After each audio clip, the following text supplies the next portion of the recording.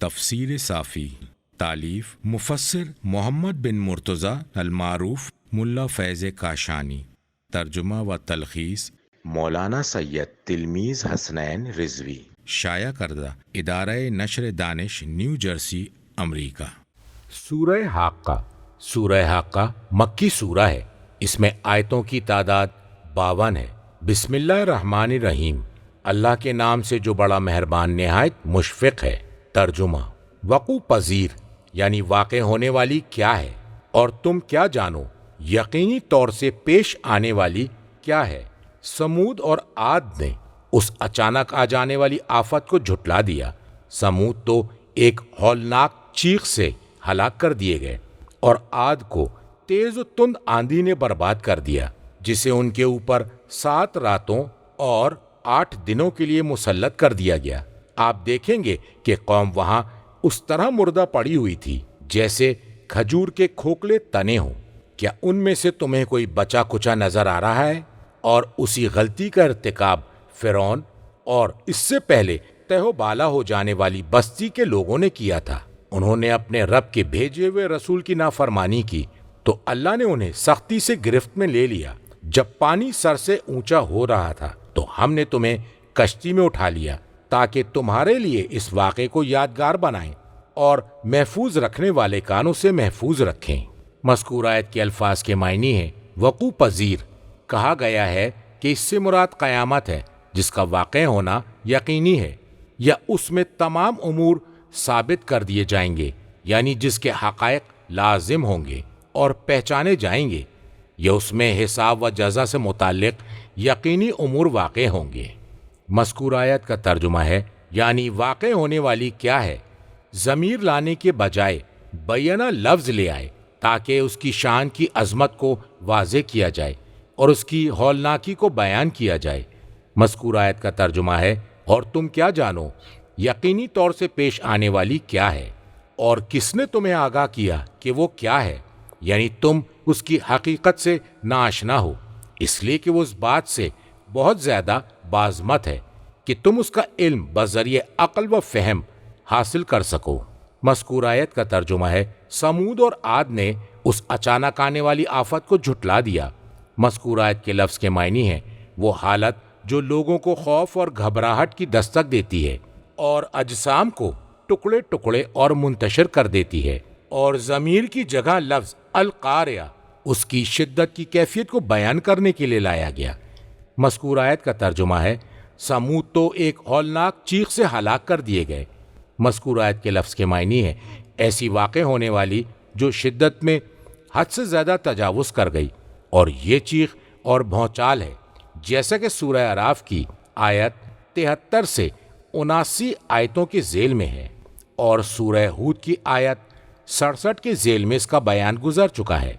مذکور آیت کا ترجمہ ہے اور عاد کو تیز و تند آندھی نے برباد کر دیا۔ مذکور آیت کا ترجمہ ہے تفسیر قمی میں ہے یعنی ٹھنڈی یخ بستہ ہوا۔ مذکور آیت کے لفظ کے معنی ہے فرمایا جتنا حکم دیا گیا تھا اس سے زیادہ ہوا نکل کر آئی۔ مذکور آیت کا ترجمہ ہے جسے ان کے اوپر 7 راتوں اور 8 دنوں کے لیے پے در پے مسلط کر دیا گیا۔ مذکور آیت کا ترجمہ ہے اللہ نے اپنی قدرت سے ان پر مسلط کر دیا تھا۔ مذکور آیت کے لفظ کے معنی ہیں متابعات، پے در پے۔ تفسیر قمی میں ہے کہ قمر چاند زحل کی نحوست میں 7 راتوں اور 8 دنوں تک گرفتار رہا، یہاں تک کہ وہ ہلاک ہو گئے۔ میں فیض کاشانی کہتا ہوں کہ سورہ قمر میں گزرا کہ ان 8 دنوں میں پہلا دن چہارشنبہ بدھ تھا، اور آخری دن بھی چہارشنبہ بدھ تھا، اور یہ مسلسل لگاتار 9 دن تھے۔ مذکور آیت کا ترجمہ ہے آپ دیکھیں گے کہ قوم وہاں اس طرح مردہ پڑی ہوئی تھی جیسے کھجور کے کھوکھلے تنے ہوں۔ مذکور آیت کے لفظ کے معنی ہے مردہ، یہ ساری کی جمع ہے۔ مذکور آیت کے الفاظ کے معنی کھجور کے درخت کی جڑیں۔ مذکور آیت کے لفظ کے معنی ہے کھوکھلی، درمیان سے کھائی ہوئی۔ مذکور آیت کا ترجمہ ہے کیا ان میں سے تمہیں کوئی بچا کچا نظر آ رہا ہے؟ ان کا واقعہ سورہ اعراف کی آیت 79 کے ذیل میں اور سورہ ہود کی آیت 59 کے ضمن میں آ چکا ہے۔ مذکور آیت کا ترجمہ ہے اور اسی غلطی کا ارتکاب فرعون اور اس سے پہلے تہو بالا ہو جانے والی بستی والوں نے کیا تھا۔ مذکور آیت کے الفاظ کے معنی جو فرعون سے پہلے تھے۔ مذکور آیت کے الفاظ کے معنی ہیں تہو بالا ہو جانے والی بستیاں، یعنی قوم لوط کی بستیاں، اور مراد ان کے باشندے ہیں۔ مذکور آیت کا ترجمہ ہے انہوں نے اپنے بھیجے ہوئے رسول کی نافرمانی کی تو اللہ نے انہیں سختی سے گرفت میں لے لیا، یعنی ہر امت نے اپنے اپنے رسولوں کی نافرمانی کی۔ مذکور آیت کے الفاظ کے معنی ہیں نہایت سخت گرفت میں لے لیا ان کے زیادہ قبیح اعمال کے سبب۔ تفسیر قمی میں امام باقر علیہ السلام سے مروی ہے۔ مذکور آیت کے الفاظ کا مفہوم ہے کہ جو کچھ انہوں نے کیا تھا اس سے آگے بڑھ گئے۔ مذکور آیت کا ترجمہ ہے جب پانی سر سے اونچا ہو رہا تھا تو ہم نے تمہیں کشتی میں اٹھا لیا۔ مذکور آیت کے لفظ کے معنی ہے مقررہ حد سے زیادہ بڑھ گیا، یعنی طوفان آ گیا۔ مذکور آیت کے لفظ کے معنی ہے ہم نے تمہارے باپ دادا کو سفینہ نوح میں اٹھایا تھا جبکہ تم ان کے سلاب میں تھے۔ مذکور آیت کا ترجمہ ہے تاکہ ہم تمہارے لیے اس واقعے کو یادگار بنائیں اور محفوظ رکھنے والے کان اسے محفوظ رکھیں، تاکہ ہم اس عمل کو یعنی مومنین کو نجات دینا اور کافروں کو غرق کر دینا۔ مذکور آیت کے الفاظ کے معنی ہیں عبرت بنا دیں، جو صانع کی قدرت اور اس کی حکمت کی جانب رہنمائی کرے اور اس کے غلبے کے کمال اور اس کی رحمت کا مظہر بن جائے۔ مذکور آیت کے لفظ کے معنی ہے اسے محفوظ رکھیں۔ مذکور آیت کے الفاظ کے معنی ہیں محفوظ رکھنے والے کان، جن کی شان یہ ہے کہ جس کا یاد رکھنا لازم ہے، اس کو تذکر نصیحت کے لیے اور اس کی اشاعت کے لیے اور اس میں غور و فکر کرنے کے لیے اور اس کے مطابق عمل کرنے کے لیے وہ اسے یاد رکھتا ہے۔ تفسیر مجموع البیان میں نبی اکرم صلی اللہ علیہ وآلہ وسلم سے مروی ہے کہ آپ نے حضرت علی علیہ السلام سے فرمایا کہ اللہ تعالیٰ نے مجھے حکم دیا ہے کہ میں تمہیں نزدیک کروں اور خود سے دور نہ کروں، میں تمہیں سکھاؤں اور تم ان باتوں کو یاد رکھو، اور اللہ کا تم پر یہ حق ہے، یعنی لازم ہے کہ تم اسے محفوظ رکھو۔ تو اس وقت یہ آیت نازل ہوئی۔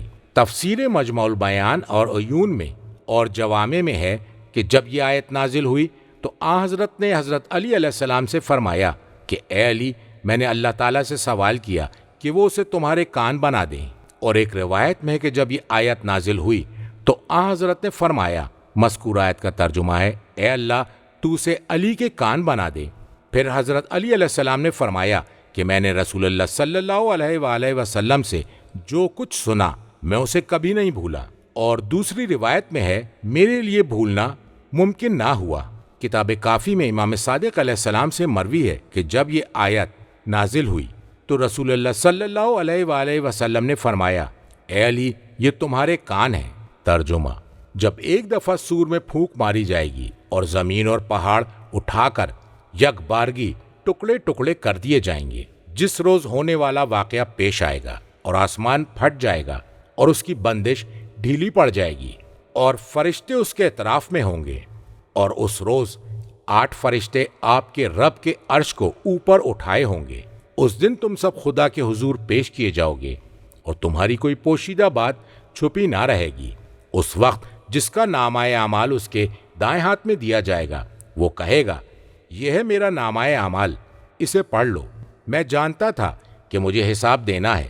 وہ پسندیدہ عیش و آرام میں ہوگا، اعلی مرتبہ جنت میں، جس کے پھل دسترس میں ہوں گے۔ تم خوشگواری کے ساتھ کھاؤ پیو ان نیک کاموں کی بدولت جو تم گزشتہ دنوں میں کر چکے ہو۔ مذکور آیت کا ترجمہ ہے جب ایک دفعہ سور میں پھونک ماری جائے گی، جب قیامت کی ہولناکی کا تاکیدی انداز میں تذکرہ کیا اور مکذبین جھٹلانے والے کے انجام کا ذکر کیا تو پھر اس کی وضاحت کی طرف واپسی ہوئی، اور نفخہ اولا سے مراد سور پھونکا جانا ہے، جس کے بعد دنیا تباہ و برباد ہو جائے گی۔ مذکور آیت کا ترجمہ ہے اور زمین اور پہاڑ اٹھا کر یک بارگی ٹکڑے ٹکڑے کر دیے جائیں گے۔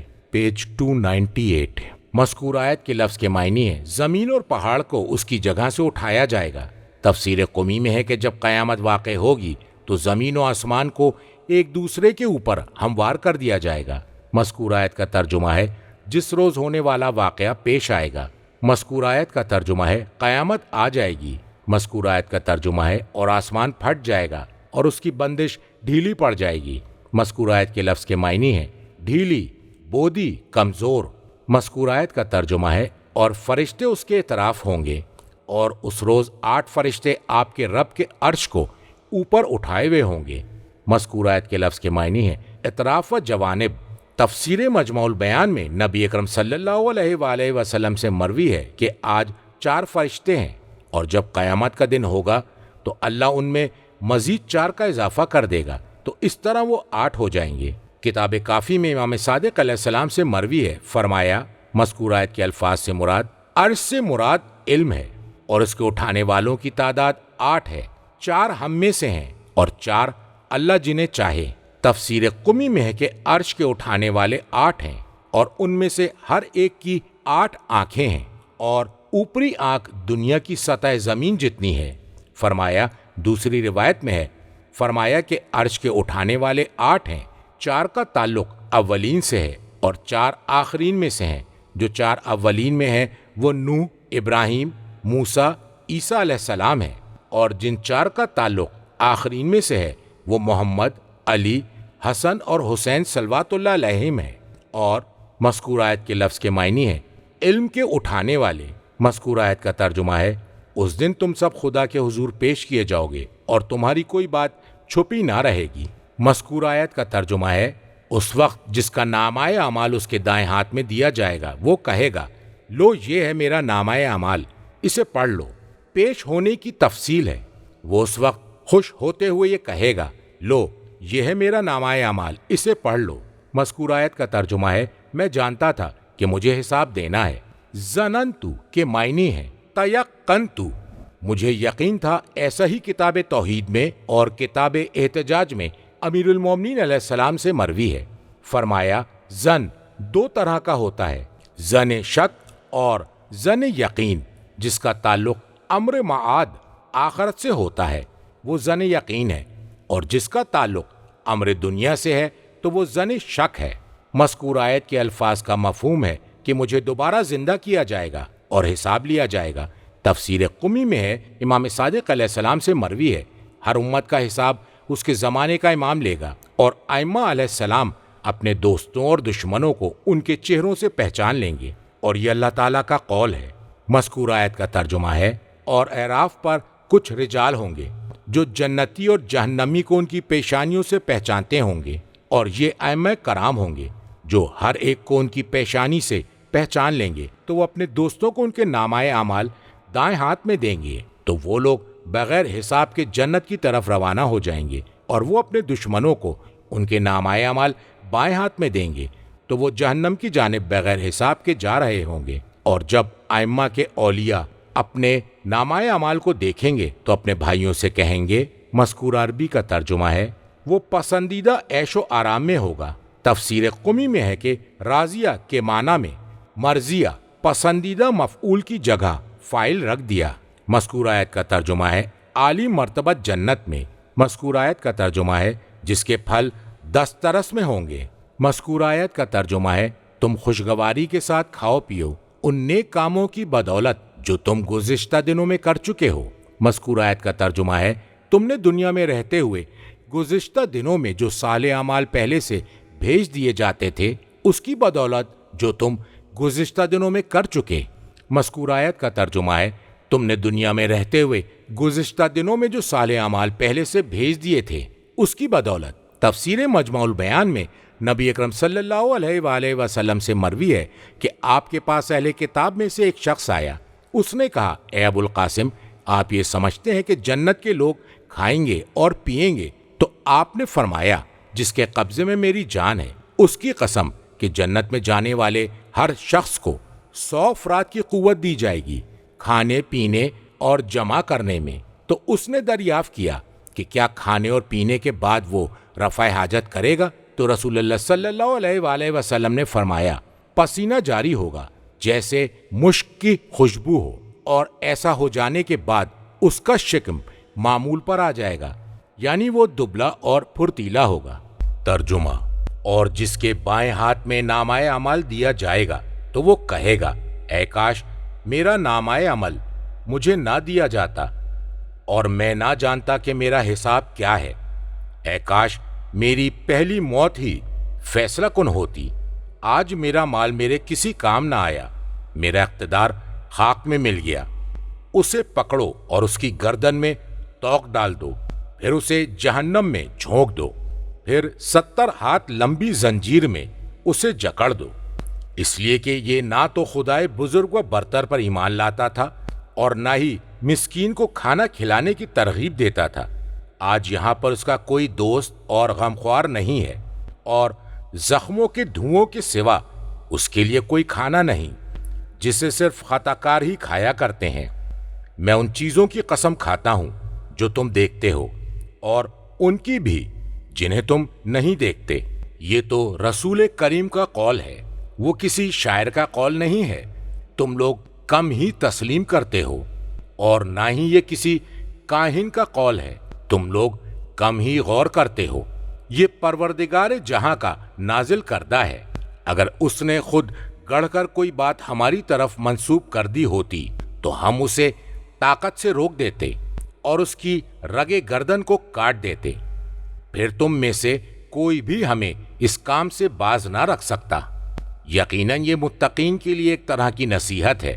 ہمیں باوثوق ذرائع سے علم ہے کہ تم میں سے کچھ لوگ جھٹلانے والے ہیں، اور یہ تکذیب کافروں کے لیے حسرت کا باعث ہے، اور یقیناً یہی حق الیقین ہے۔ بس اے نبی، آپ اپنے رب عظیم کے نام کی تسبیح کیجیے۔ مذکور آیت کا ترجمہ ہے، اور جس کے بائیں ہاتھ میں نامہ اعمال دیا جائے گا تو وہ کہے گا، اے کاش میرا نامہ اعمال مجھے نہ دیا جاتا۔ مذکور آیت کا ترجمہ ہے، اور میں نہ جانتا کہ میرا حساب کیا ہے۔ جب وہ برا انجام دیکھے گا تو یہ کہے گا کہ میں اپنا حساب نہ جانتا تو بہتر تھا۔ مذکور آیت کا ترجمہ ہے، اے کاش میری پہلی موت ہی فیصلہ کن ہوتی۔ مذکور آیت کے لفظ کے معنی ہیں، اے کاش جو موت میں مرا تھا۔ مذکور آیت کا ترجمہ ہے، میرے امر کو منقطع کر دیتی تو مجھے دوبارہ زندہ نہ کیا جاتا۔ مذکور آیت کا ترجمہ ہے، آج میرا مال میرے کسی کام نہ آیا۔ کہا گیا ہے کہ مال و زر اور ملکیت میں سے میرا مال میرے کسی کام نہ آیا۔ تفسیر قمی میں ہے، یعنی وہ مال جو اس نے جمع کیا تھا۔ مذکور آیت کا ترجمہ ہے، میرا اقتدار خاک میں مل گیا۔ کہا گیا ہے، میرا اقتدار اور لوگوں پر میرا تسلط۔ تفسیر قمی میں ہے، یعنی اس کی حجت۔ مذکور آیت کا ترجمہ ہے، اسے پکڑو اور اس کی گردن میں توق ڈال دو۔ مذکور آیت کا ترجمہ ہے، پھر اسے جہنم میں جھونک دو۔ مذکور آیت کا ترجمہ ہے، پھر 70 ہاتھ لمبی زنجیر میں اسے جکڑ دو۔ تفسیر قمی میں ہے کہ اگر اس زنجیر کا ایک حلقہ جس کی لمبائی 70 ہاتھ ہے دنیا پر رکھ دیا جائے تو اس کی حرارت سے دنیا پگھل جائے۔ مذکور آیت کا ترجمہ ہے، اس لیے کہ یہ نہ تو خدائے بزرگ و برتر پر ایمان لاتا تھا۔ مذکور آیت کا ترجمہ ہے، اور نہ ہی مسکین کو کھانا کھلانے کی ترغیب دیتا تھا۔ مذکور آیت کا ترجمہ ہے، آج یہاں پر اس کا کوئی دوست اور غمخوار نہیں ہے۔ مذکور آیت کا ترجمہ ہے، اور زخموں کے دھوون کے سوا اس کے لیے کوئی کھانا نہیں۔ مذکور آیت کے لفظ کے معنی ہیں، اہل جہنم کی پیپ اور زخموں کا دھوون۔ تفسیر قمی میں ہے، فرمایا کافروں کا پسینہ۔ مذکور آیت کا ترجمہ ہے، جسے صرف خطا کار ہی کھایا کرتے ہیں۔ مذکور آیت کے لفظ کے معنی ہیں، خطا کرنے والے جب کوئی شخص جان بوجھ کر عمدن گناہ کا ارتکاب کرے۔ مذکور آیت کا ترجمہ ہے، میں ان چیزوں کی بھی قسم کھاتا ہوں جنہیں تم دیکھتے ہو۔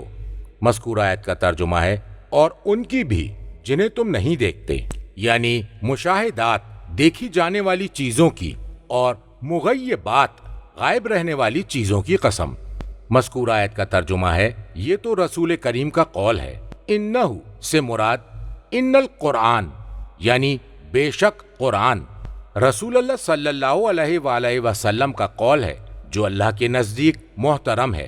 وہ اللہ کی جانب سے اس کی تبلیغ کرتا ہے، وہ اپنی جانب سے کچھ نہیں کہتا، اور اس سے مراد یا تو محمد مصطفیٰ صلی اللہ علیہ وآلہ وسلم یا جبرائیل امین علیہ السلام ہے۔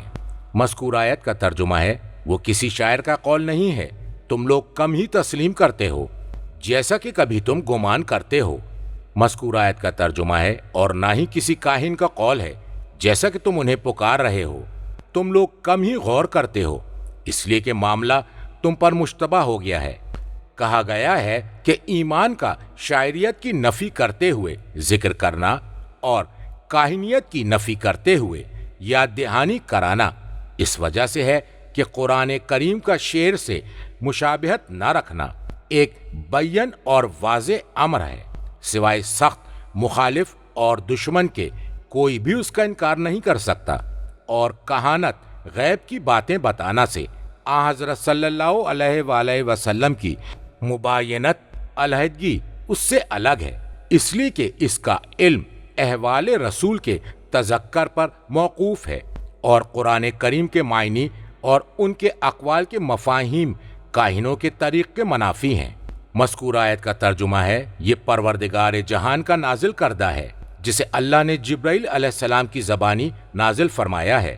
مذکورہ آیت کا ترجمہ ہے، اور اگر اس نے خود گڑھ کر کوئی بات ہماری طرف منسوب کر دی ہوتی۔ تفسیر قمی میں ہے، یعنی رسول اللہ صلی اللہ علیہ وآلہ وسلم نے۔ مذکورہ آیت کا ترجمہ ہے، تو ہم اسے طاقت سے روک دیتے، اس کے دائیں ہاتھ سے یا اپنی طاقت سے۔ تفسیر قمی میں ہے، ہم نہایت قوت کے ساتھ اس سے انتقام لیتے۔ مذکورہ آیت کا ترجمہ ہے، پھر اس کی شہ رگ کاٹ دیتے۔ مذکورہ آیت کے لفظ کے معنی ہے دل کی رگ۔ تفسیر قمی میں ہے، وہ رگ جو پیٹ میں ہوتی ہے جس کے سبب اولاد ہوتی ہے، اور یہ ہلاک کرنے کی بدترین شکل ہے۔ جس طرح بادشاہ جب غضبناک ہوتے ہیں تو پھر ایسا ہی سلوک کرتے ہیں۔ مذکورہ آیت کا ترجمہ ہے، پھر تم میں سے کوئی بھی ہمیں اس کام سے باز نہ رکھ سکتا۔ حاجزین، دافعین، روکنے والا، یعنی نبی اکرم صلی اللہ علیہ وآلہ وسلم تمہاری وجہ سے جانتے بوجھتے ہوئے ہم پر جھوٹا الزام نہیں لگا سکتے تھے۔ اگر وہ ایسا کرتے تو ہم انہیں سزا دیتے، پھر تم ان سے عذاب کو دور کرنے پر قدرت نہ رکھتے۔ تفسیر قمی میں ہے کہ اللہ کو کوئی روک نہیں سکتا تھا، اور نہ ہی اسے رسول اللہ صلی اللہ علیہ وآلہ وسلم سے کوئی رکاوٹ بن سکتا تھا۔ مذکورہ آیت کا ترجمہ ہے، اور یقیناً یہ متقین کے لیے ایک طرح کی نصیحت ہے۔ مذکورہ آیت کا ترجمہ ہے، اور ہمیں باوثوق ذرائع سے علم ہے کہ تم میں سے کچھ لوگ جھٹلانے والے ہیں۔ مذکورہ آیت کا ترجمہ ہے، اور یہ تکذیب کافروں کے لیے حسرت کا باعث ہے جب وہ یہ دیکھتے ہیں کہ اس میں مومنین کے لیے ثواب کا تذکرہ ہے۔ مذکورہ آیت کا ترجمہ ہے، اور یقیناً یہی حق الیقین ہے، ایسا یقین جس میں کسی طرح کا فریب اور شک نہیں ہے۔ مذکورہ آیت کا ترجمہ ہے، پس اے نبی آپ اپنے رب عظیم کے نام کی تسبیح کیجئے۔ اے نبی آپ اللہ کی تسبیح کیجئے، اس کے اسم عظیم کو یاد کر کے اس کی پاکیزگی بیان کیجئے کہ اس کے خلاف جھوٹی بات گڑھنے کو قبول نہ کر کے اس نے اپنی رضامندی کا اظہار کیا، اور اس نے جو وحی نازل کی ہے اس کا شکرانہ ادا کرنے کے لیے۔ کتاب کافی میں امام کاظم علیہ السلام سے مروی ہے۔ مذکورہ عربی کا ترجمہ ہے، یہ رسول کریم کا قول ہے، یعنی جیسے جبرائیل علیہ السلام اللہ تعالیٰ کی جانب سے ولایت علی علیہ السلام کے بارے میں لے کر آئے تھے۔ امام علیہ السلام نے فرمایا، انہوں نے کہا کہ محمد نے اپنے رب کی طرف جھوٹی بات منسوب کی ہے، اللہ تعالیٰ نے انہیں اس کے ذریعے ولایت علی کا حکم نہیں دیا ہے۔ تو اللہ تعالیٰ نے اس بارے میں قرآن کریم میں آیت نازل فرمائی کہ بے شک ولایت علی تنزیل من رب العالمین، عالمین کے رب کی طرف سے نازل ہوئی ہے۔ وَلَوْ تَقَوَّلَ عَلَيْنَا، اگر محمد ہماری جانب سے جھوٹی بات گڑھ لیتے، بعض الاقاویل، پھر اس قول کو عطف کیا ہے۔ بے شک ولایت علی متقین کے لیے یعنی علم رکھنے والوں کے لیے ایک نصیحت ہے، اور بے شک علی علیہ السلام کافرین کے خلاف ایک حسرت ہیں، اور ان کی ولایت حق الیقین ہے۔ لہٰذا اے محمد آپ تسبیح کیجئے اپنے رب کے نام کی جو عظیم ہے۔ فرما رہا ہے، اے محمد رب عظیم کا شکر ادا کیجئے جس نے آپ کو یہ فضل عطا فرمایا ہے۔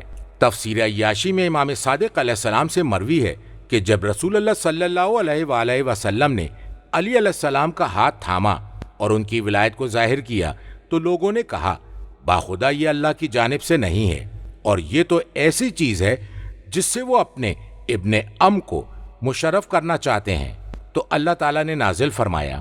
مذکور آیت کا ترجمہ ہے، علی علیہ السلام کافرین کے لیے باعث حسرت ہیں۔ تفسیر قمی میں ہے کہ اس سے مراد امیر المومنین علیہ السلام ہے۔ کتاب ثواب الاعمال میں امام صادق علیہ السلام سے مروی ہے، تم سورہ حاقہ کو زیادہ پڑھا کرو، کیونکہ فرض نمازوں اور نافلہ نمازوں میں اس سورہ کا پڑھنا اللہ اور اس کے رسول پر ایمان لانے کے مترادف ہے، اس لیے کہ یہ سورہ امیر المومنین علیہ السلام اور امیر شام کے بارے میں نازل ہوا ہے۔ قاری اپنے دین سے محروم نہ ہوگا جب تک اللہ تعالیٰ سے ملاقات نہ کر لے۔ تفسیر مجموع البیان میں امام باقر علیہ السلام سے ایسا ہی مروی ہے۔